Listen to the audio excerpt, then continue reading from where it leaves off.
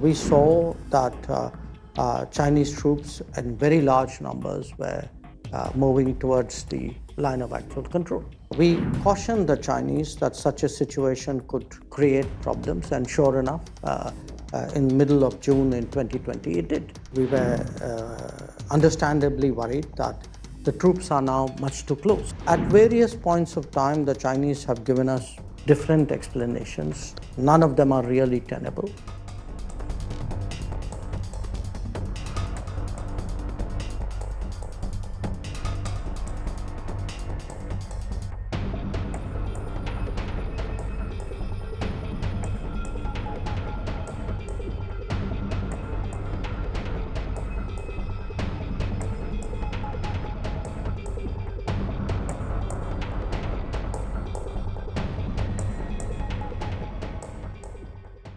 In 2020, when we were in the middle of our COVID lockdown, at that time, China actually had managed to get the first wave of COVID behind them.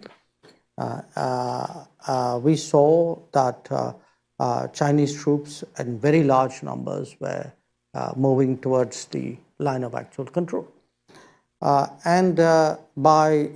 Normally, I'm guessing now here, that it would have been very difficult when you are in the middle of a COVID lockdown, because our COVID lockdown was complete. I mean, the country, it was like a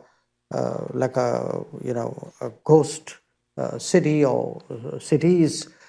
People, the airports were shut down, the railway was shut down. So in the middle of all of that, we actually had to mobilize and counter deploy, which we did.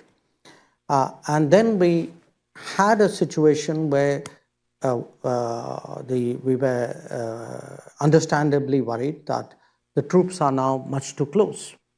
We cautioned the Chinese that such a situation could create problems, and sure enough, in middle of June in 2020, it did.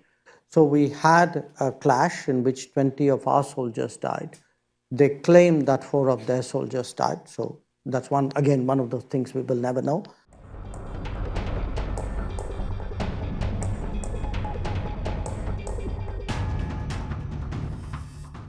At various points of time, the Chinese have given us different explanations. None of them are really tenable.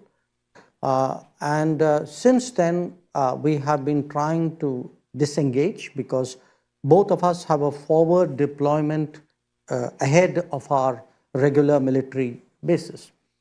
We have been partially successful out of whatever, maybe let's say 10 places. We would have resolved 7, 8 of these forward deployments. There are still some we were discussing. But the basic problem, which is a very large number of troops are massed on the border in violation of agreements, continues. Now, what it has done is it has completely, in a way, impacted the relationship, because it's very hard to try to be normal with a country which has broken agreements and which has done what it has done. So if you look at the last 3 years, it's a very abnormal state. The contacts have been disrupted. Visits are not taking place. We have, of course, this high level of military tension. It has also impacted the perception of China in India. This perception was not positive in the 1960s and 70s because of the war we had in 62. But we had started to put that behind us when this has happened.